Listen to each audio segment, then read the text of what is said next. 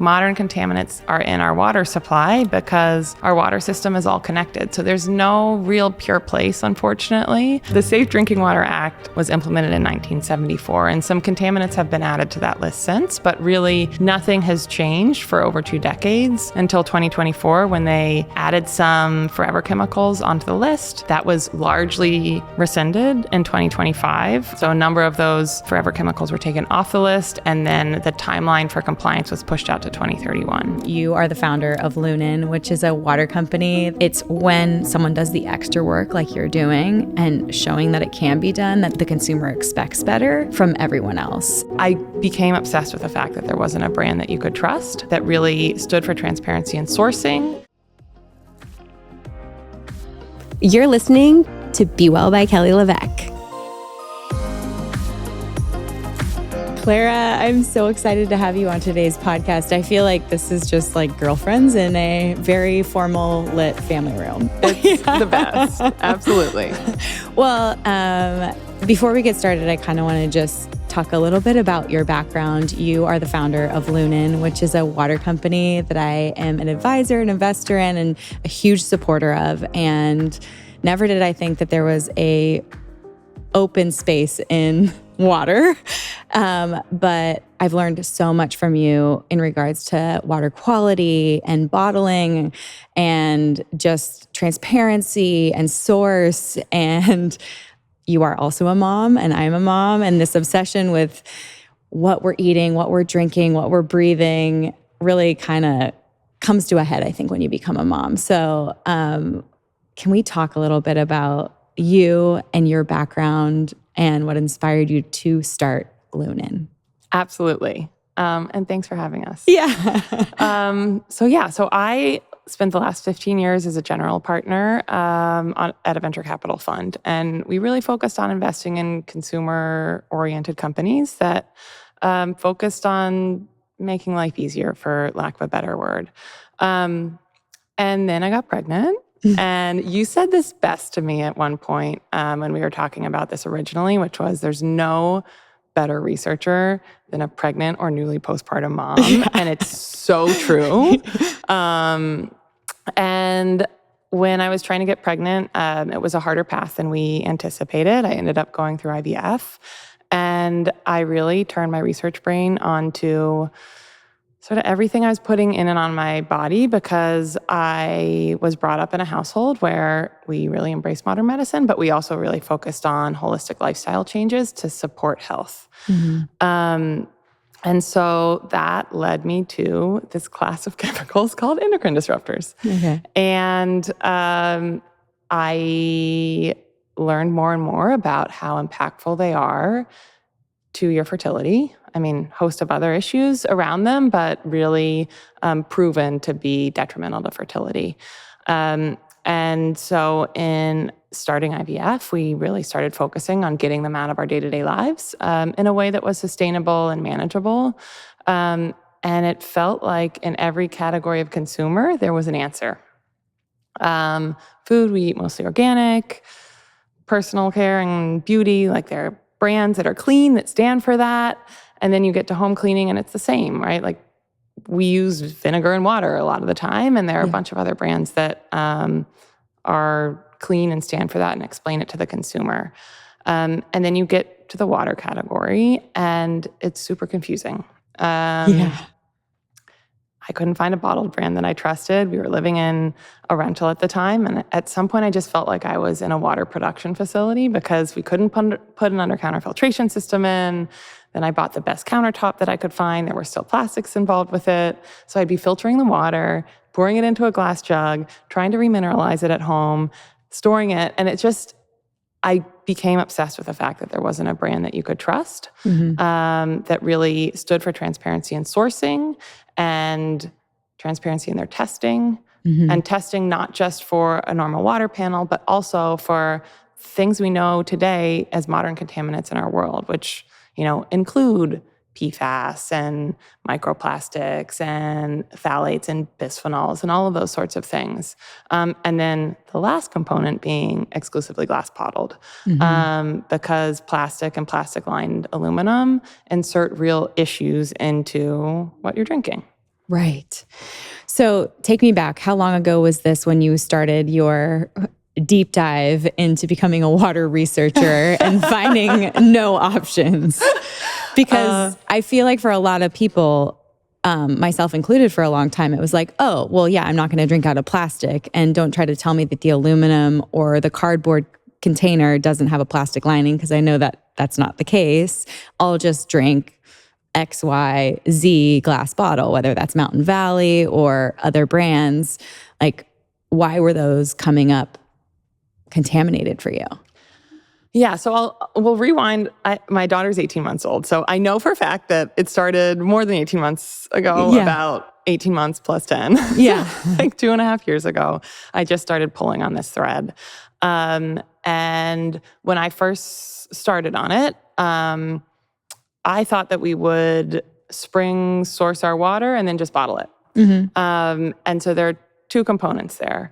One being the spring sourcing and two being the glass bottling. So on the spring sourcing side, we spring source all of our water. It's the highest quality starting point from the perspective of great water that's naturally occurring. But my co-founder and I ended up going to springs all over the US.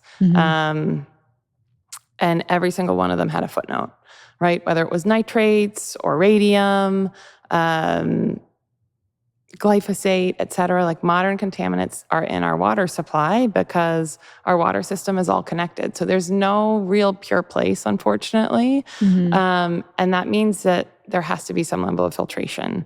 So that led us to then deciding that we were going to do some level of filtration, really taking out the modern contaminants, but starting from a spring source, stainless steel tankering it to our manufacturing facility, building out stainless steel piping that foots into that manufacturing facility. Then we have our proprietary filtration system. And then from there, we end up with water that has had some of the minerality stripped out of it. So we rebalance it back to the original spring water footprint, which is about 120 total dissolved solids, a really nice light minerality that's crisp and refreshing. But I think importantly, just gives you peace of mind. You don't have to think about it ever again. So when it comes to spring sourced glass bottles on the market, let's say, and just grabbing one of those, are those not also filtered for some of these contaminants? And so what you're telling me is some of those glass bottles will have that footnote of it's either nitrates or it's got radium in it, or... Yeah, all of them do. Okay. So if it's spring water, so you'll notice on label, ours is spring sourced purified water. It's really purified spring water is what it ends up being. But the FDA makes you choose either purified water or spring water. Because we're doing filtration, ours is technically purified water. Right. But naturally occurring spring waters, yes, they do all have that sort of stuff in it. Some of them are much better than others. And so that's where I always push a consumer to say, like, if you have a number of options, go for the best one. There are tools that enable you to see some level of test results. I think for us, where we tried to take transparency to a new level, you kind of rewind and look at the regulatory landscape in the US and how that impacts both our tap water and our bottled water system. So I always like to frame it as the supply chain of water, which is fundamentally different than most other consumer categories because, at least with bottled water, it is not required to have an expiration date because the FDA deems it as basically infinitely shelf stable if it's packaged in the correct way. We know that plastic and plastic-lined aluminum and plastic-lined cardboard do not last forever, right? They leach. But when you think about the supply chain of water, what that implies for a shelf-stable product that basically has no expiration date is that it's sitting on hot trucks, it's sitting in warehouses that are not temperature controlled, and then it's sitting on shelf under lights for however long it takes to sell. What degrades plastic and causes leaching? It's light exposure, heat exposure, and time. And so you want to be really thoughtful about that from non-glass providers. And then on the actual glass bottled set, again, kind of going back to the way the regulatory framework in the US exists. So we can start at how contaminant levels are set, and then the different agencies that touch our water. Okay. So I always like to frame this with sort of a mind-blowing stat, which there are 55,000 different community water systems in the US. That means the systems that support everyday homes. And a lot of consumers just assume, your water is the same as everybody else's. They have to be localized systems. Of those 55,000, over 90% serve less than 5,000 customers. So they're really, really small systems. And that means that they're often under-resourced and underfunded. And so when you think about contaminants that have existed for a long time or are modern contaminants like PFAS that are really hard to get rid of, that makes the problem really hard to regulate because some places just aren't able to deal with it, right? Sure. You could imagine a new endocrine disrupting chemical, us becoming aware of it and its effect on the body, and then going to these small systems and saying hey, can you figure out how to pull this out? And them not having the funding, the education, or the resources to pull it out or know how to pull it out, or it's a really to be challenging profitable problem. and pay their employees. And Here's the thing about New Year's resolutions. Nearly 80% fail by February, and that's not because people lack willpower, it's because they lack data. Real lasting change starts when you actually understand what's happening inside your body. Things like leptin resistance, thyroid dysfunction, chronic inflammation, and hormone imbalances, these hidden issues can derail even your best efforts before you realize what's going on. This year, my focus is building strength, supporting my metabolism, and protecting long-term health, so I can show up fully for my family, my work, and my body. And that's exactly why I choose Function. Function is the only health platform that gives you access to over 160 biomarkers. Everything from hormones and metabolism to heart health, inflammation, stress markers, and toxins. You can even add MRI and chest CT imaging, and it's all tracked in one secure place over time. This is the kind of comprehensive health data most people never get access to. When you stop guessing and start measuring, everything changes. So this year, don't rely on guesswork. Get your data, track what matters, and make resolutions based on your biology. Own your health for just $365 a year. That's $1 a day. Learn more and join using my link at www.functionhealth.com/BeWellByKelly and use the gift code BeWell25 for a $25 credit towards your membership. A new year means chances to invest in yourself and your cells. January doesn't have to be about reinventing yourself. For me, it's about taking care of the woman I already am and supporting my energy from the inside out. Because here's the truth. You can't out-train low energy. If you want to feel strong, clear, and vibrant long-term, it's more than motivation. It starts at the cellular level. That's why I added Mito Pure gummies to my daily routine. They're the first ever longevity gummies made with clinically proven urolithin A, a powerful compound that helps renew your mitochondria, your cells' powerhouses, so your body can make energy more efficiently. Think of it like charging your internal batteries every morning. Mito Pure is designed to support one of the key hallmarks of aging, mitochondrial decline. It's been shown to support cellular energy, muscle strength, and healthy aging, helping you stay active, capable, and vibrant for decades to come. I love that it's a gummy, no extra pills, just something I genuinely look forward to each day. It's like a sweet little dessert treat. I keep them right next to my coffee as part of my morning routine, or I'll snack on them in the afternoon or right after dinner. They're also vegan, sugar-free, non-GMO, and third-party certified, so you know you're getting a clean, science-backed formula.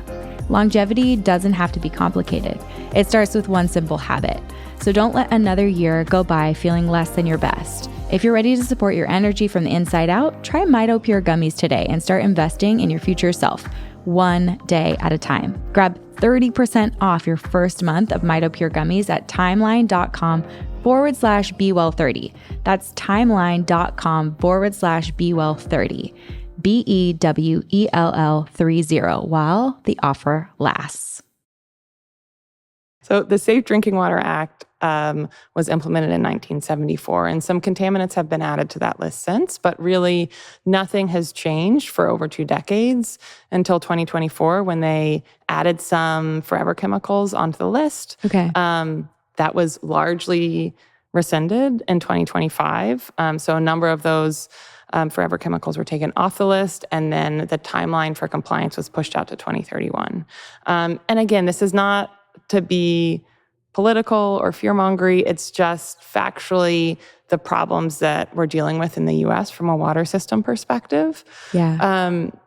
And so then we look to how you define contaminant levels in water. And I preamble with they're really hard to treat because it leads into the U.S. is based really on a feasibility treatment guideline rather than a health guideline. Right. So the U.S. starts with defining maximum contaminant level goals, Okay. MCLGs, and those are based on loosely a 70-kilogram man drinking about 2 liters of water a day.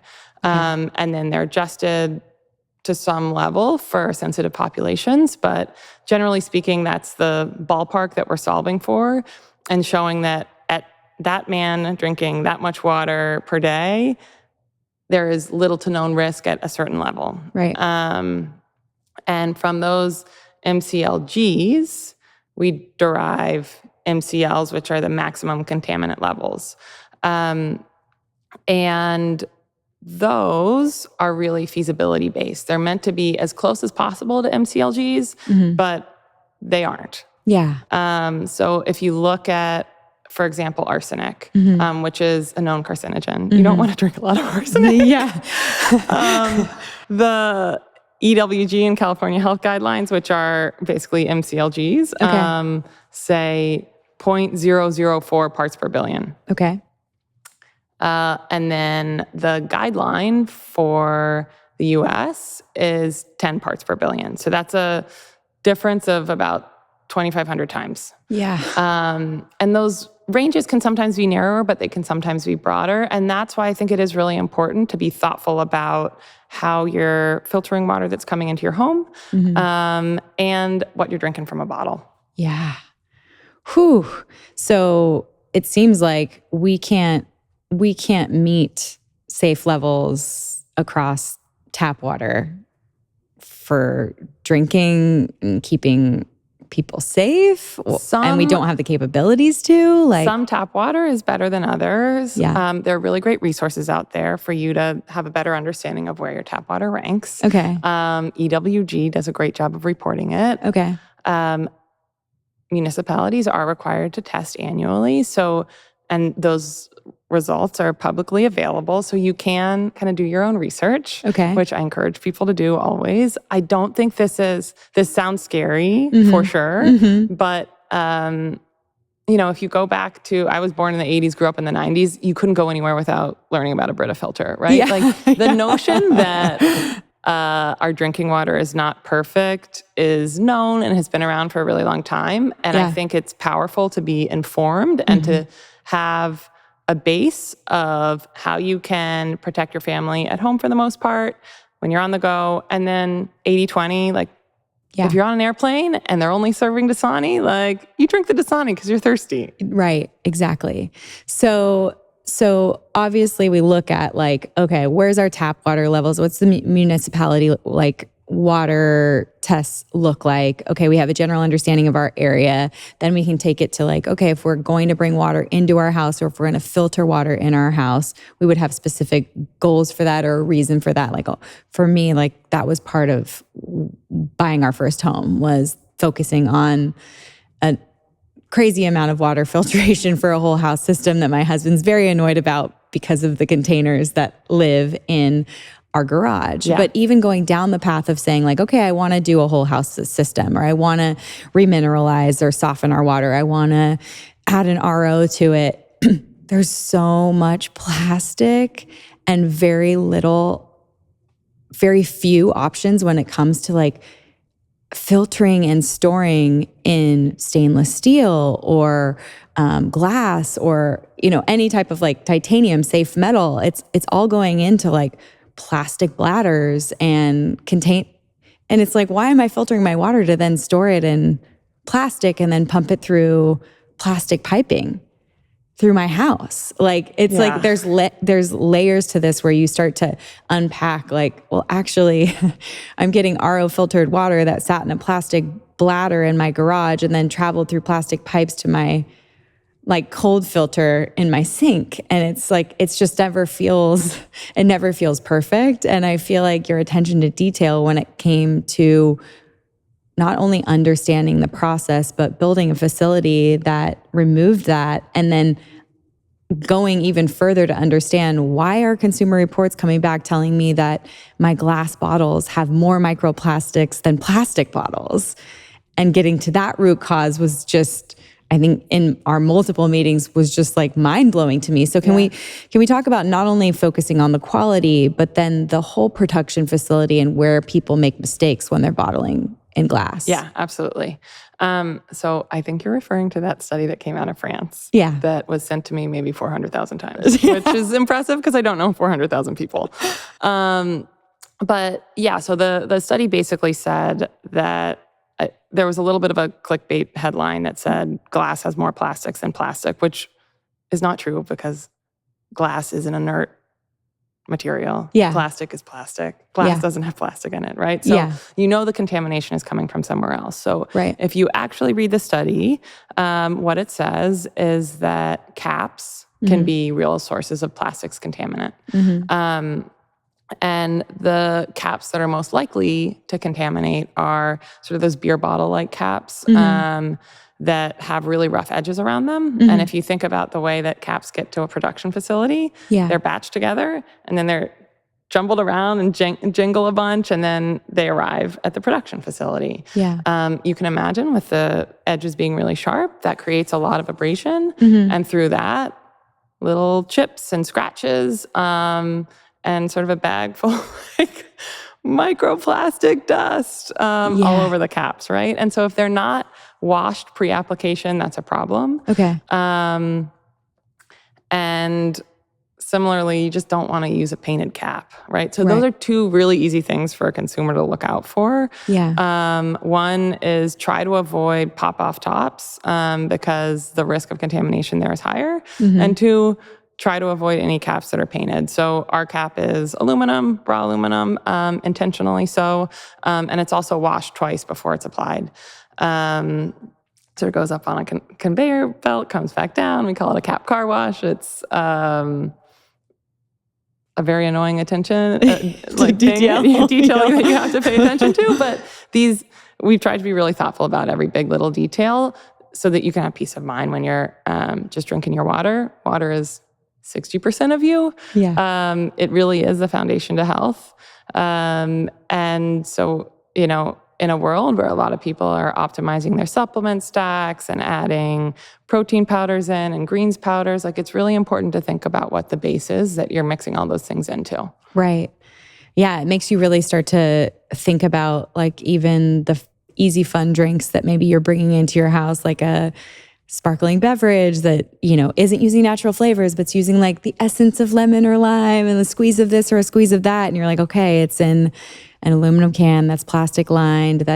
Where is the water coming from that they're using that? Like to really get down to becoming a minimalist and having that like high quality filtered spring water that's had such an attention to detail, and you don't have to worry about those things. And then to like add a squeeze of your own lemon or lime and to notice and really feel that difference. Like it's really, really exciting and just like a massive undertaking. So can we walk through like, obviously you were on the other side of the desk. You were like at a VC looking at meeting founders, seeing decks, learning about brands and like championing those brands. It's so easy for me to champion you because I think you've seen so many founders and known their founder story, and yours goes back to like even your youth when your mom was fighting cancer and then your fertility journey. But can we walk through like how you've built the brand, starting from like why you named it Loonen, and all the way through to like that manufacturing facility and attention to detail and choosing the bottle and branding, and then looking for how you're going to like distribute and put this water into the hands of moms worried about endocrine disrupting chemicals and, you know, people who really are maybe like in a disease state and struggling and wanting to kind of take this control back into their own hands. Yeah. Yeah. So I think the biggest thing I learned doing venture investing is don't try to start a solution looking for a problem. Yeah. Right. And I was always inspired by other entrepreneurs, but I never had a burning desire to be an entrepreneur just to be an entrepreneur. Yeah. And at some point in this journey, you know, conviction builds slowly, but at some point it just felt like an imperative of something I had to do because my obsession got to a place where I was like, this is crazy that bottled water is a close to $500 billion category, and there isn't a brand that gives you a great solution that you can trust and drink day in, day out without any concern. And, you know, a lot of that was born from my mom's journey and the way that I was brought up. You know, we talked a little bit about the IVF journey and how I tried to eliminate a lot of this stuff from our household. I was born in the 80s, grew up in the 90s. My mom was diagnosed with stage 4 breast cancer when I was 5 and my sister was 8. And her prognosis was about 6 months. And she really turned to, one, nuking her body with chemo and radiation, and having a really aggressive treatment plan. But 2, really transforming the way that we ate at home and being really conscientious about sort of all the stuff that we now know is common sense today. But I like to always remind people of this because I think it is inspiring to think about how much change has happened in our lives for sure. But in the 90s, there was no USDA organic certification. That wasn't introduced until 2002.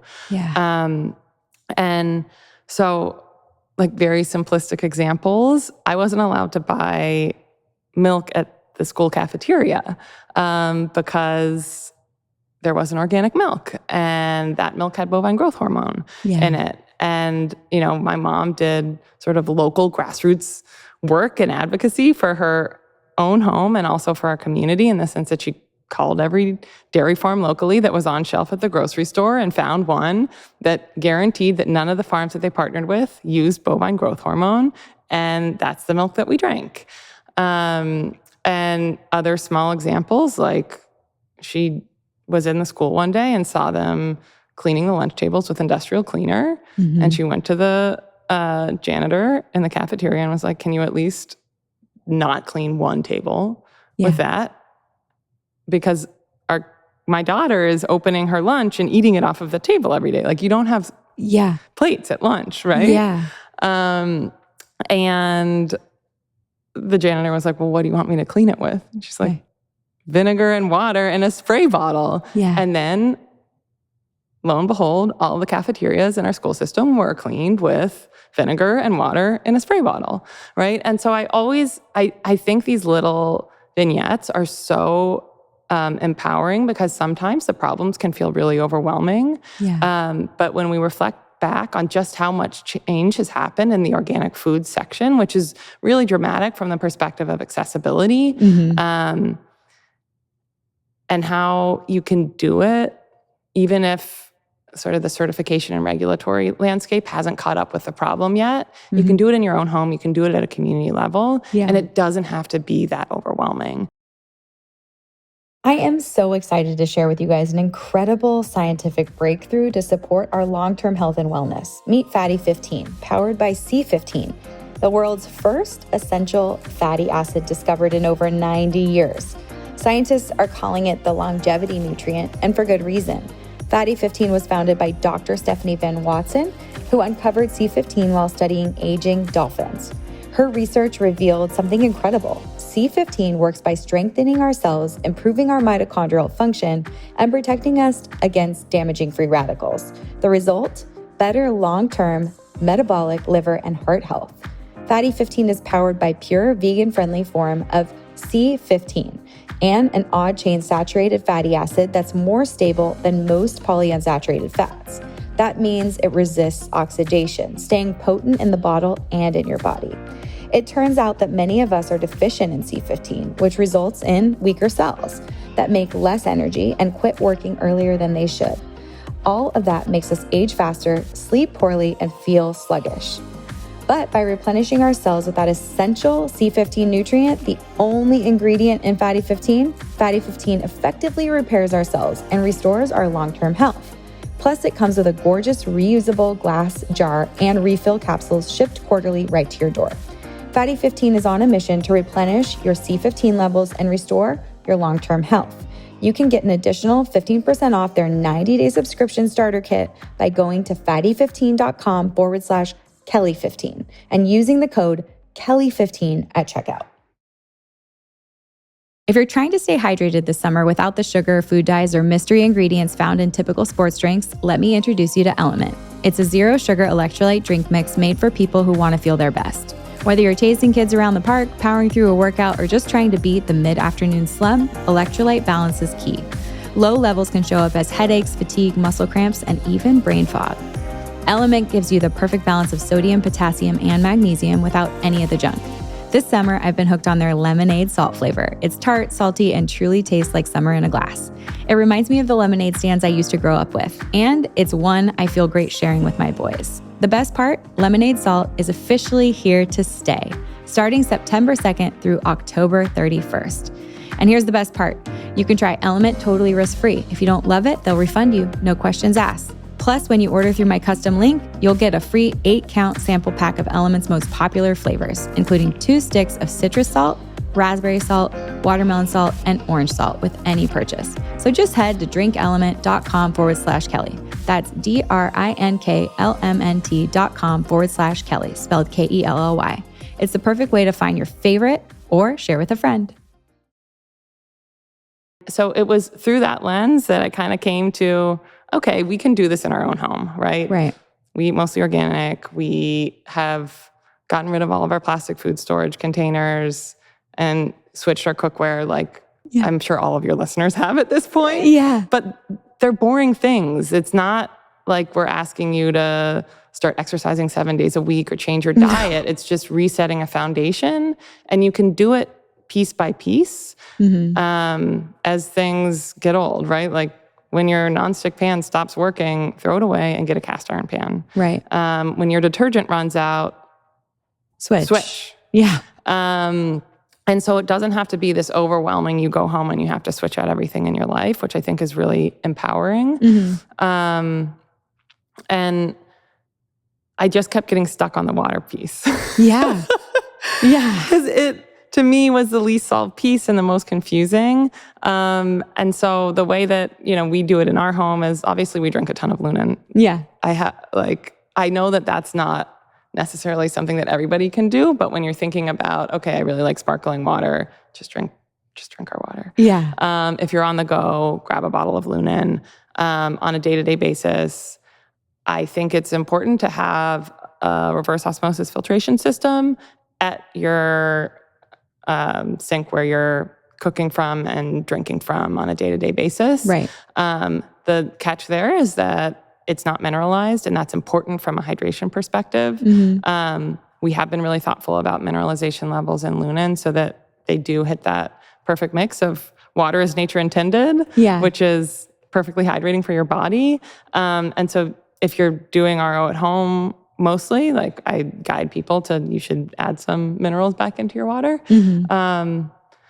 So yeah, that was sort of like the foundational piece of it. And then as we got into starting the company, like I sat on the sidelines for the past 15 years, sort of cheering founders on, giving capital, investing capital into ideas that then became more scaled companies. And that was a really intellectually rewarding thing to do. And I always sort of make that difference. Like, investing, I think, is really intellectually interesting because you're meeting with all these really passionate people who've identified a problem that they've left their job to solve, which is a pretty high bar. Yeah. And such a risk that people don't appreciate. You appreciate it. I do. I mean, I intimately appreciate it. I just am like, it's so powerful to leave the safety and the security of a big career that you've built over time, and that is respected by so many people, to say, like,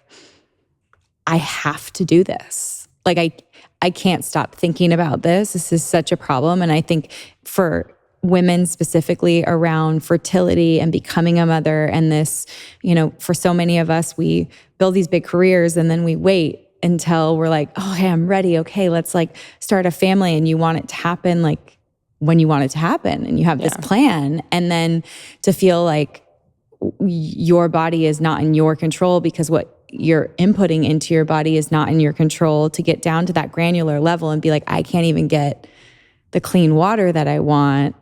And I think for a lot of people, when you feel out of control, you want to pour your heart and soul into what you can control. Yeah.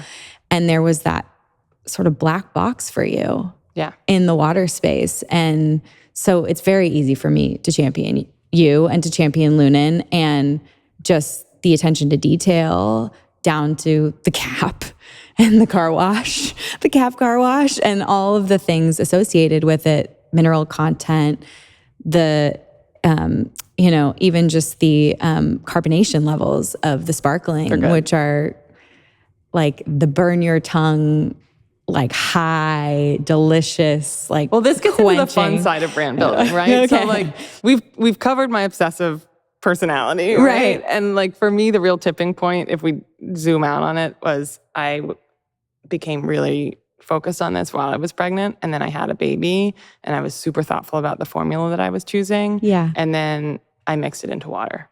Yeah. And I was like, okay, we have to do something here. Yes.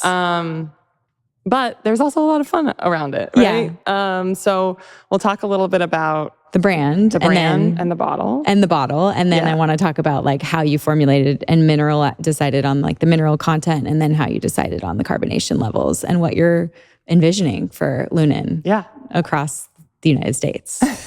Yes. Yay, brand story. I love entrepreneurs. Okay, let's go.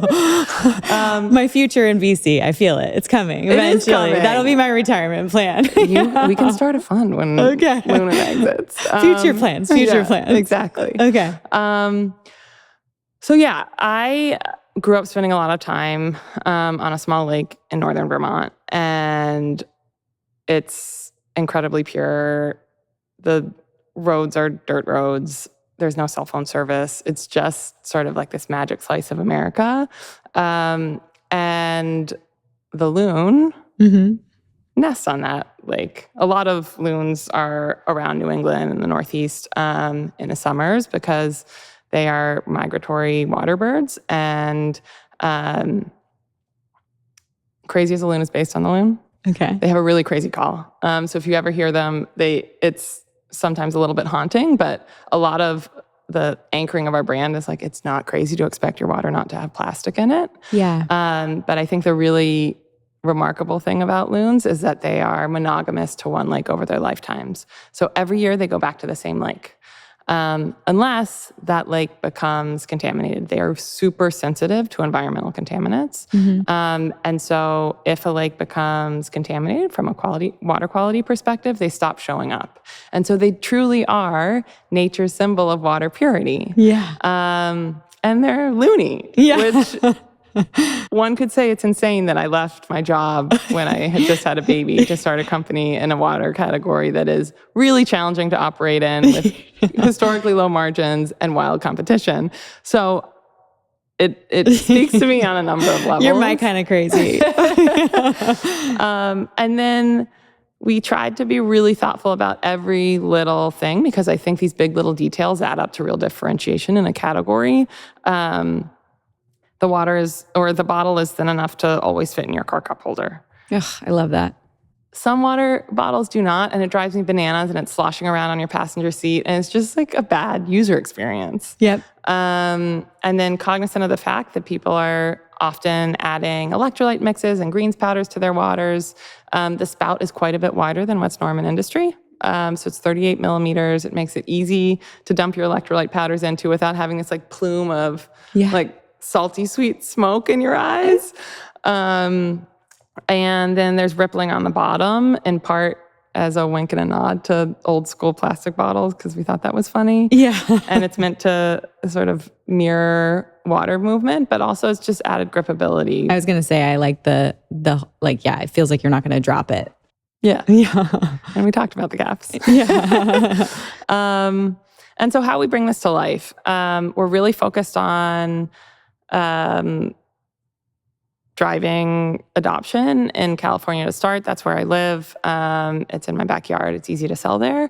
We are in select retailers on the West Coast, and we're available nationally on Amazon. So you can buy us still or sparkling. The sparkling is distinctively high carbonation levels. So you and I really relate on this. I love a strong bubble. Me too. But I don't want it to be too big, if that makes sense. Like I want high carbonation levels, but with, sort of like a party in your mouth. Yeah. And that's what we have. And so if it's too sparkling for you, just leave the bottle open for a little bit. Yeah.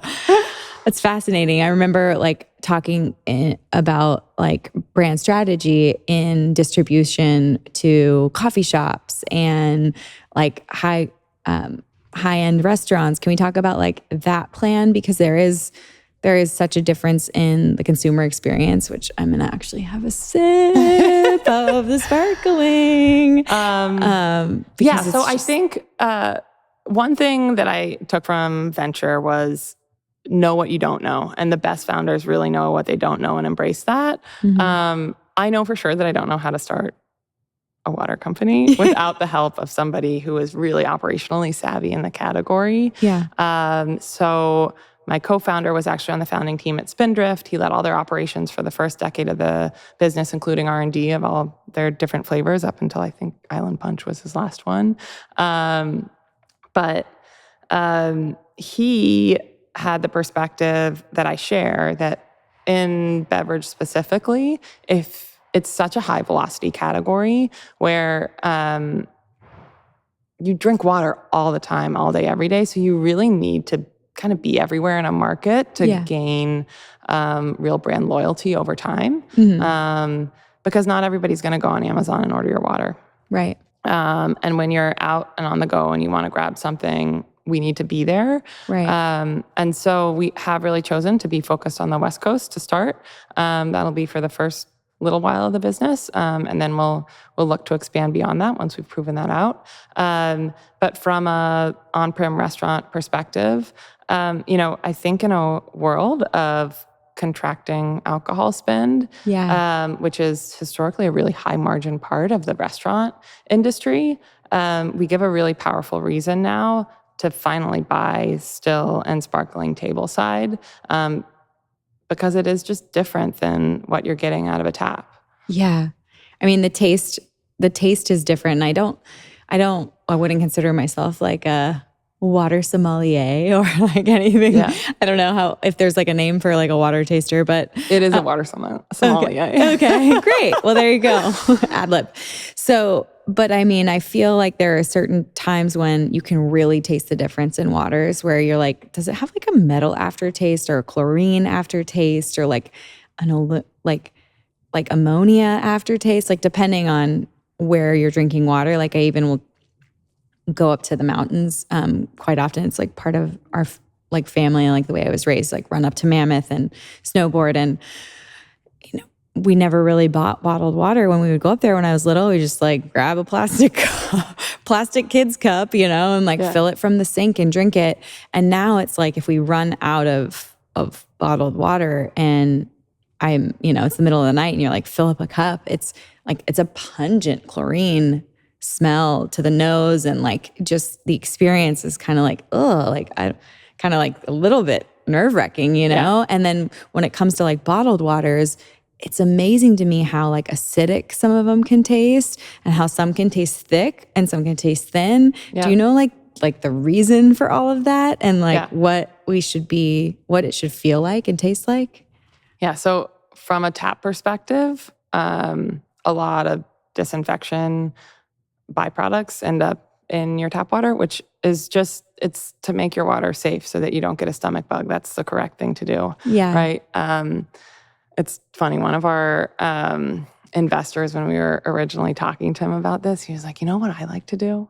I like to sort of like treat myself as a mixing pot. You know, it's like if I'm like in Bozeman, I'm like, yeah, that's like a different kind of bad that I got this month, you know? So it's not like too much of any bad. And I was like, the fact that this is the way we're approaching our waters really gives me confidence that we're going to have some level of success. Yeah. But so that can happen from a disinfection perspective. On bottled water, there's a wide array.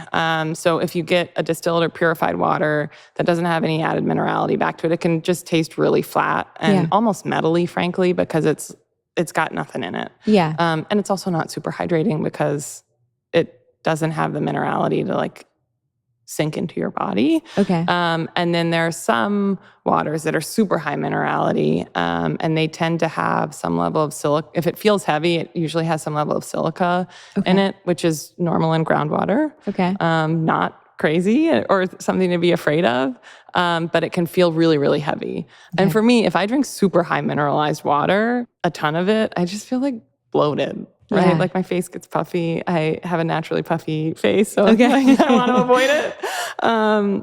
And then the level of mineralization that we use is really right in line with what a beautiful spring mountain water should be and is. We match the minerality of our spring source. And that's the whole crux of this brand, right? It's water as nature intended. Okay. So what are some of the minerals you had to add back in after the purification process? And I would assume that the mineral content is different depending on the spring that you're sourcing from, based on like what that water comes from, right? It is. So initially, we're only sourcing from one place. It's in the Palomar Mountains outside of San Diego. It's an amazing old spring. It tests amazingly well, but again, we want to do the filtration just for peace of mind. And then, we rebalance with what is always found in waters just to get us back to that level, which includes a mix of potassium, magnesium, calcium, and sodium. Okay. Yeah. Just your traditional electrolytes. Okay. Standard run-of-the-mill comes out of the earth. A little bit of it is removed through our filtration process, and so we just rebalance it right back to that 120 total dissolved solids. Okay. And so if something has like a lower mineral content, that's when we get that like metally taste. If it has too much mineral, it tends to like taste that, a little heavier. That heaviness that you would expect. Which some people really like. Yeah. There are brands out there that are a much heavier water and people are like addicted to those brands. Fine. Yeah. Not for me. Yeah. Yeah, I don't want to be bloated addicted. and puffy. I just want to be hydrated, and mostly I want a sparkling water experience that feels fun, because you just touched on it. Like, we've seen a decline in alcohol intake. Can we talk a little bit about like how this Loonen sparkling beverage can kind of fill the gaps for people who are maybe sober curious or kind of like ways to kind of have fun without the alcohol? Well, I would say first, it's a great mixer for alcohol. So go for it. Yeah, whatever. Send it. Whatever floats your boat. Yeah. But yeah, it's a great base, is what I always say. So on the sparkling side, we will introduce flavors next year. You can think of them as adding organic juices to get us to a really good flavoring. I love that because a lot of what's available in the flavored world is either natural flavors or it's in cans, which we talked about are lined with plastic. But I think importantly, when you think about drinking from a can or eating food from a can, if a food is acidic, or it's carbonated, it breaks down that lining a lot faster. So if you think about having like a carbonated lemon water in a can that is plastic lined, that plastic component is breaking down faster because of the acidity and the carbonation. Yeah. So just be aware of that. But yeah, adding fruit juice to it, apple cider vinegar, lemon juice, etc. if you're really looking for some sort of digestive tonic. I love a lot of these non-alcoholic aperitifs that come in glass bottles and are sort of almost concentrates. Yeah. It's the perfect pairing for that. Yeah. So yeah, it's fun. It is so fun and so exciting to think about the evolution of sort of those flavored waters, because I think that also is, it's just hard. You said it earlier, like with water, you're drinking so many, like I can't even, if there is a case of Spindrift that, comes home from Whole Foods to our garage fridge, like it's gone in like less than 24 hours. And I'm like, how did that just happen? Like we drank through all of them, and there's, fallen soldiers all over the garage. Where you have 3 little boys and a husband. You're in a very strong, dominant boy household. So they're going to crush through anything. Yeah. I mean, I like really can't keep up with the groceries, but the drinks really do go fast. And I do think that it does. I mean, it's that mom moment where you're like, okay, I'm balancing reality.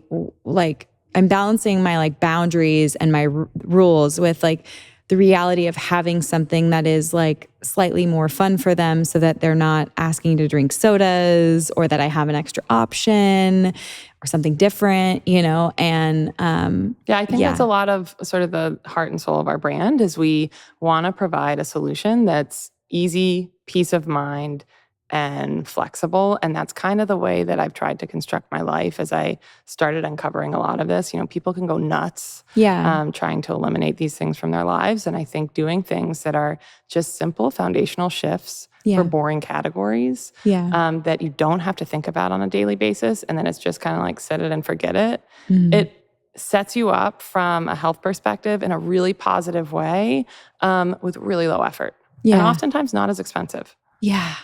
It's such a great solution, and it just like it's filling really a hole I didn't know was there, which is powerful. And I think when you said, as a founder, like you'll own what you don't know and bring in experts. And so I'm curious, along this process of like building a better for you water brand, like was there anything that came up where you were like surprised, or something you didn't know that you learned about the water industry, becoming a water the founder of a water company that's going to be shipped all over the country?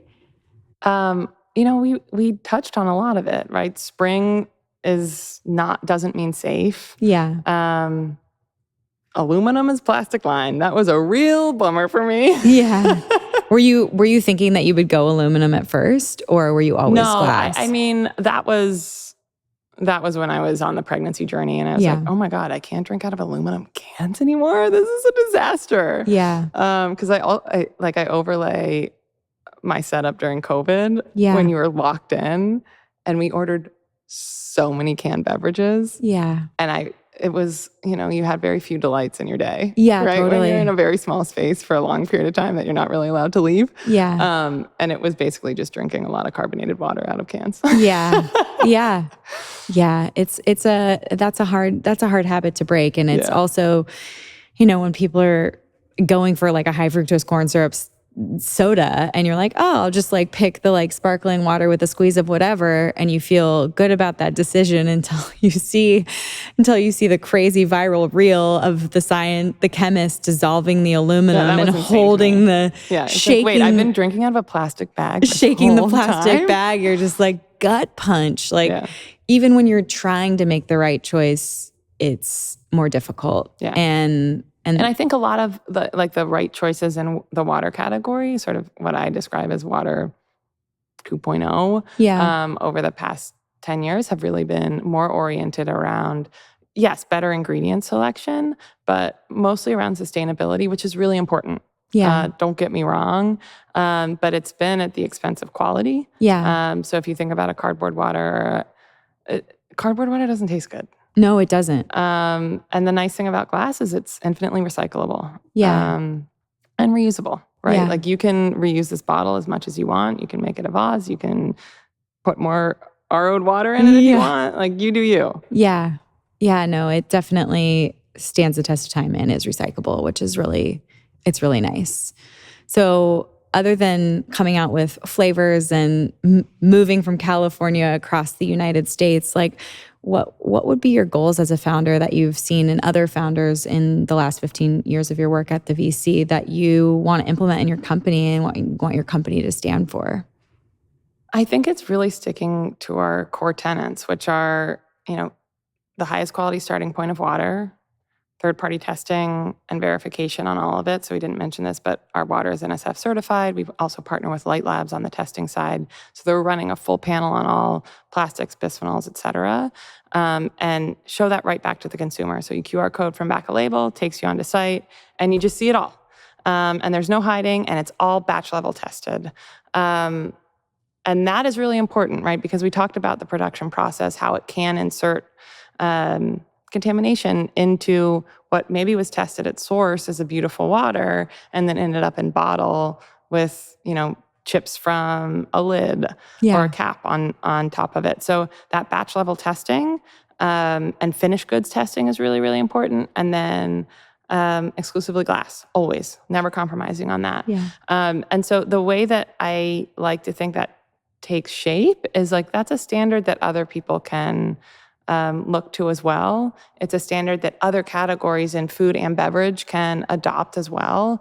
And I would hope that over time, it's very similar to the way that we think about the organic food movement today versus the way it was in the 90s, where I am doing a lot of the consumer research and work in my own home and in my community to try and move that process forward. Mm-hmm. And I hope industry as a whole kind of adopts and embraces a lot of that because this is stuff we're learning today. It's not like people set out to contaminate the world with plastic. Right. It was just in some senses a better form factor before we knew better. Right. But now we know better. So my hope is that spreads and changes. Right.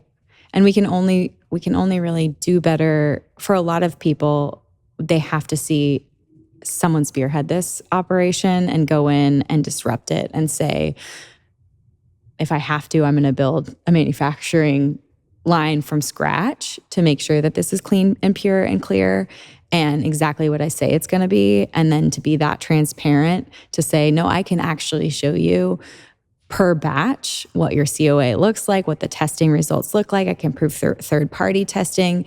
It's when someone does the extra work like you're doing and showing that it can be done that then the consumer expects better from everyone else. And you're rising all boats, which is a very hard uphill battle. And I'm so grateful that you're doing it because it just, we're inheriting a little bit of a toxic soup when it comes to all of the endocrine disrupting chemicals, the phthalates, the bisphenols, all the plastics and all that stuff. But you're showing that it can be done. And if the consumer wants it, what's going to come on the heels of that are, I don't even know. You think about like new testing modalities, new filtration modalities. Like people are going to come with answers when they know that consumers think it's a problem. And I'm just really happy to share this brand with everyone and your story because there's so much passion behind it and personal experience and really that attention to detail and being so type A about getting me the best high quality carbonated water. It's lovely. It's so wonderful. And I'm so glad that it's finally time to tell the whole world about it. We're pumped. It's been a long journey. I know. And to just be able to offer all of my future podcast guests like Loonen sparkling water or still, if you're a still person, but just to, it's like an act of love. Totally. And I can just picture the future of unscrewing these bottles at dinner parties and sharing this with the world. So I'm so grateful to be on this journey with you. And thank you for letting me be a part of the story. So lucky to have you. And scream it from the rooftops because it's not only delicious, but it's that peace of mind. And, whether it's a mom shaking up formula or, someone who's spent hours prepping a dinner party for their friends, to just be able to drink something such high quality is really exciting. So, and really nice. And gives me the peace of mind that I want when it comes to knowing my body is 60% it. So let's do this. Exactly. Oh, well, Clara, thank you so much for being here and sharing Loonen with the audience and for really being so methodical about every step of the process. I couldn't be more grateful. Thank you for having us, and thank you for being such a great advisor. Yes. Where can people follow along? Where can they learn more? So our website is loonen.com. You can probably see it on the bottle, but it's LOONEN.com. You can find us on social under the same. And we're, like I mentioned, available nationwide on Amazon. Amazing. I'm so excited. Let's do it. Let's do it. Thank you for tuning in to this episode of the Be Well by Kelly LeVeque podcast. If you enjoyed the show, please consider leaving a review in your favorite podcast app and subscribing on Apple Podcasts, Spotify, or YouTube. We're also excited to share that full-length video episodes are now on YouTube and Spotify, so you can watch along as you listen. The best way to support me and the show is by sharing it with your friends and family. Your recommendations make all the difference. This is a Wellness Loud production produced by Drake Peterson. The video is recorded by Luke Rodriguez and edited by Jesse Trout. See you next time. The content of this show is for educational and informational purposes only. It is not a substitute for individual medical or mental health advice and does not constitute a provider-patient relationship. As always, talk to your doctor or healthcare team first.